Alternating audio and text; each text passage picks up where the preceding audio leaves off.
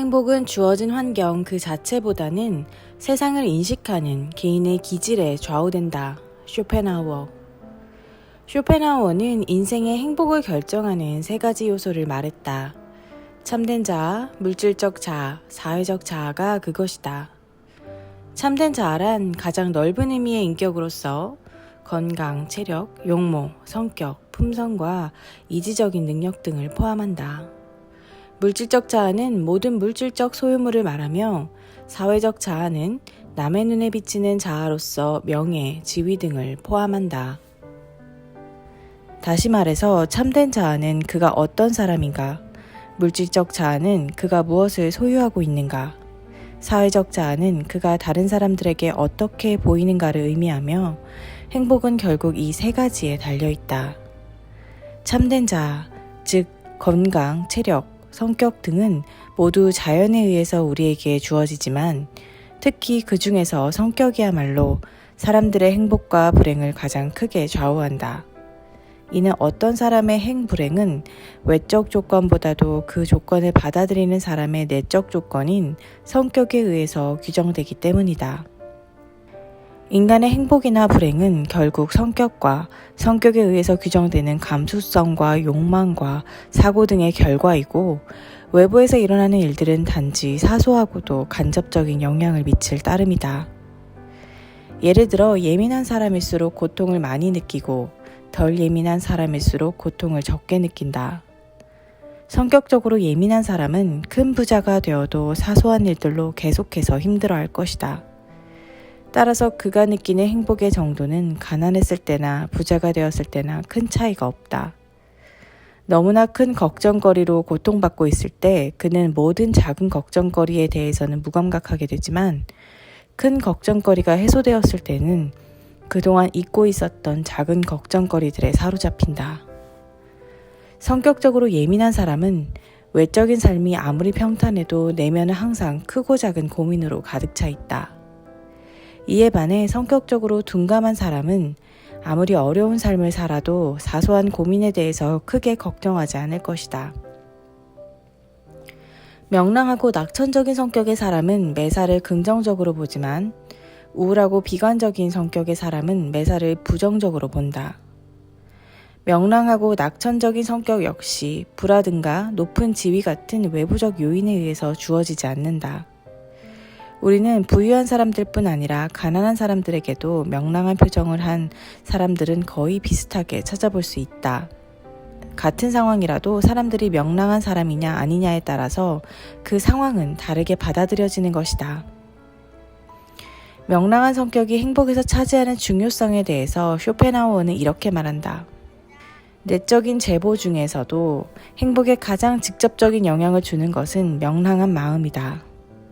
다른 제보가 없이도 이 명랑한 마음만 있으면 저절로 즐거워지기 때문이다. 명랑한 사람들에게는 항상 즐거워할 만한 원인이 있다. 그 원인은 그가 명랑하다는 것이다.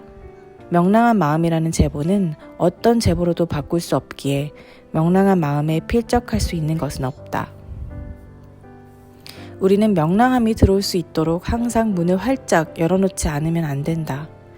명랑함이 들어와서는 안 되는 때란 없기 때문이다.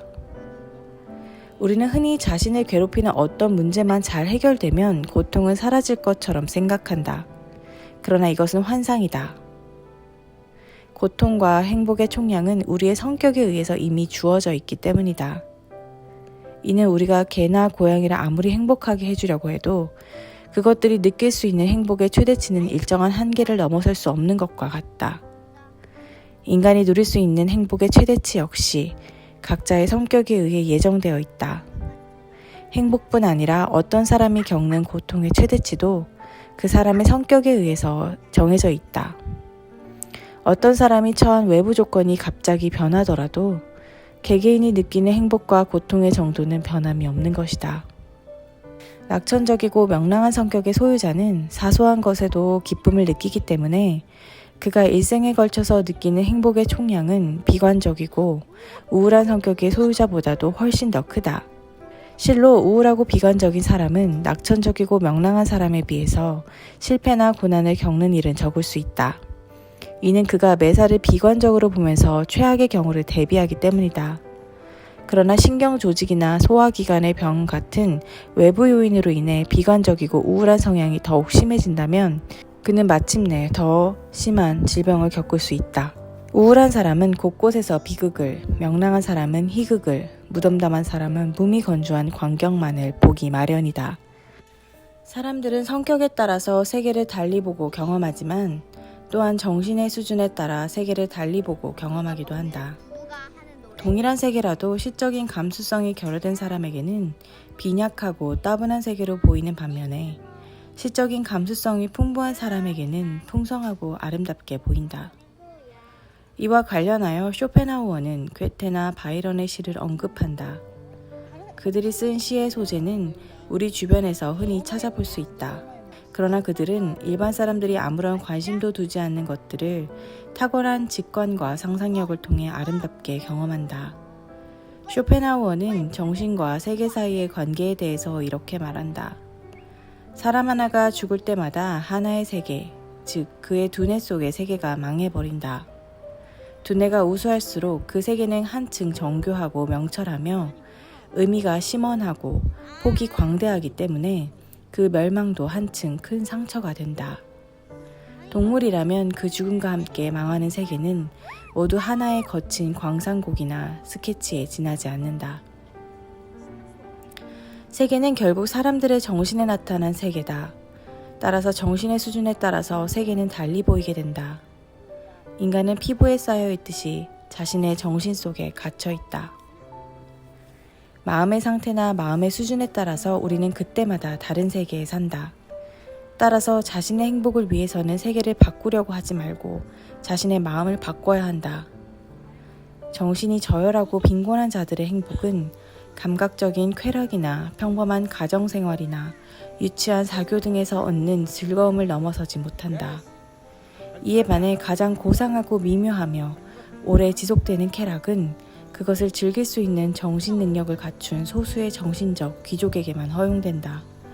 이렇게 정신이 풍부한 사람은 아무리 고독한 곳에서도 독서를 하거나 사색을 하면서 기쁨을 누릴 수 있다. 그러한 사람으로 쇼펜하우어는 세르반테스를 든다. 세르반테스는 비참하기 그지없는 감옥에서도 흥미진진한 소설 돈키호테를 썼다. 이에 반해 정신이 빈약한 사람은 많은 사람과 교제하거나 연극을 구경하고 여행을 하며 세속적인 향락을 누리더라도 그림자처럼 따르는 권태와 외로움에서 벗어날 수 없다. 그는 세상에서 가장 훌륭한 것을 눈앞에 보더라도 그 진가를 제대로 음미할 수 없다. 이는 잔뜩 흐린 날씨 속에서 절경을 보는 것이나 성능 나쁜 카메라로 사진을 촬영하는 것과 같다. 인간은 각자 정신의 한계에 갇혀 있다. 자신의 피부를 뚫고 나갈 수 없듯이 인간은 자기가 가진 정신의 한계를 넘어설 수 없다. 우리 삶의 외부 조건은 우리가 통제할 수 없는 운명에 따라 변할 때가 많다. 이에 반해 정신은 우리 안에 존재하기 때문에 대체로 변하지 않는다. 정신이 고귀한 자는 외부 조건이 아무리 변해도 평정을 유지한다. 이에 반해 정신이 천박한 자는 외부 조건이 변화함에 따라서 감정이 죽을 듯이 변한다. 같은 상황이라도 사람들이 받아들이는 차이는 너무나 크기 때문에 인생의 행복은 객관적인 요인보다도 주관적인 요인에 따라 결정된다. 신체 건강이나 지능과 같은 것은 나이가 들면서 쇠퇴할 수밖에 없다.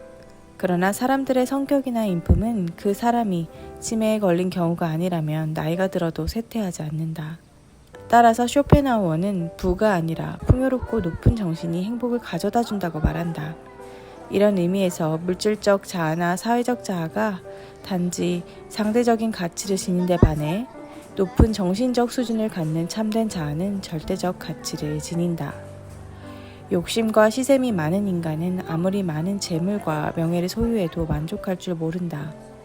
특히 부자들은 욕심과 시샘이 많은 사람일 가능성이 크므로 이들은 대체로 자신이 불행하다고 느낀다. 그런데도 사람들 대부분은 정신수양보다는 부의 획득에 몇천 배의 힘을 기울인다. 실로 우리는 부를 가지면 다양한 욕망을 충족시킬 수 있는 재화를 얻을 수 있기에 부를 추구한다. 그러나 불을 통해서 채워지는 욕망은 설령 충족되더라도 권태로 귀착되거나 새로운 욕망을 불러일으킬 뿐이다. 또한 저급한 정신의 소유자가 불을 얻었을 때 그 불은 오히려 그의 품위를 떨어뜨리는 것으로 작용한다. 천박한 부자는 감각적이고 찰나적인 쾌락을 쫓을 뿐이고 사람들의 선망을 불러일으키기 위해서 자신의 불을 과시한다. 그는 자신이 내면에서 겪는 공허함과 적막함을 견디지 못하고 사람들과 사귀려 하지만 이들 역시 머리가 텅 빈 족속이므로 함께 주색잡기에 빠지기 마련이다. 부호의 아들이 막대한 유산을 상속받아 순식간에 탕진하는 것은 흔히 볼 수 있는 일이다. 이런 엄청난 낭비와 방탕은 결국 정신의 궁핍과 공백에서 비롯되는 권태의 일종이다. 따라서 그들은 겉보기에는 부유한 자이지만 내면적으로는 가난뱅이에 불과하다. 그들은 행복도 외부로부터 얻을 수 있다고 생각하면서 외부의 불을 사용하여 내면의 불을 얻으려 한다. 이는 마치 늙은이가 젊은 여자를 가까이 함으로써 젊어지려는 것과 같으며 결과적으로 내적인 빈곤이 외적인 가난마저 초래하게 되는 것이다. 부와 마찬가지로 명예도 그것에 대한 욕망이 지나치면 정신을 산란하게 하는 번거로운 짐이 될 수 있다. 우리에게는 사람들로부터 좋은 평가를 듣고 싶어하는 허영심이 있으며 다른 사람들로부터 칭찬을 들으면 설사 빈말일지라도 매우 기뻐한다. 이는 고양이가 등을 어루만져주면 좋아하는 것과 같다. 이러한 허영심 때문에 우리는 끊임없이 남의 눈치를 본다. 인생의 많은 고민은 남들이 나를 무시하는 듯한 말과 행동 때문에 생긴다. 우리가 이렇게 타인의 반응에 신경을 쓰는 것은 자신에 대한 긍지, 즉 자존감이 약하고 내면에서 자신에 대한 불안을 느끼고 있기 때문이다. 쇼펜하우어는 이렇게 말한다. 인간이 끊임없이 노력하는 이유는 무엇일까? 숱한 어려움과 위험을 무릅쓰면서까지 얻으려는 것은 과연 무엇일까? 그것은 바로 타인으로부터 좋은 평가다. 잘했다는 칭찬을 받고 유능하다는 인정을 받기 위해 대부분의 노력을 소모한다. 사회적 지위, 칭호, 훈장을 받으려는 노력은 물론이거니와 재산을 늘리고 심지어는 학문과 예술에 쏟아붓는 노력까지 그 모든 게 궁극적으로는 사회적 존경을 얻기 위한 것이다. 인간이 얼마나 어리석은 존재인지 알겠는가? 한심하기 그지없는 존재가 바로 우리 인간이다. 부나 명예는 세상 사람들이 간절히 원하는 것이지만 이것들 없이도 우리는 행복하게 살 수 있다. 소크라테스는 행복한 사람이었지만 시장에 나와 있는 무수한 물건을 보면서 나에게는 전혀 필요하지도 않은 물건들이 이렇게나 많구나 라고 말한 적이 있다. 인간의 행복은 부나 명예와 같은 외부적인 것보다 성격이나 건강처럼 자신에게 속해 있는 것에 달려있다. 특히 건강은 행복을 위한 기초에 해당하는 것으로서 건강한 거지는 병든 제왕보다 더 행복하다. 이렇게 건강이 부나 명예보다 행복을 위해서 훨씬 더 필요한 것이라면 재물이나 명예를 얻기 위해서 노력하기보다는 건강을 유지하기 위해서 노력하는 것이 훨씬 더 현명하다. 건강은 또한 우리가 명랑한 마음을 유지하는 데 절대적으로 필요하다. 건강과 함께 욕심과 시샘에서 벗어나 있는 마음, 절도 있고 건전한 의지, 선량한 양심, 분별력 있는 지성을 가진 사람은 행복하다. 이것들은 우리 자신에게 속해 있어서 누구도 빼앗을 수 없는 것이다. 따라서 그것들은 부나 명예와 같은 외적인 것들보다 훨씬 더 소중하다. 쇼펜하우어는 한편으로 사람들의 정신적인 탁월함이나 열등함이 이미 자연에 의해서 정해진 것처럼 말한다. 그러나 다른 한편으로는 우리 자신의 정신적 품격을 높여서 교양을 쌓기를 촉구하고 있다.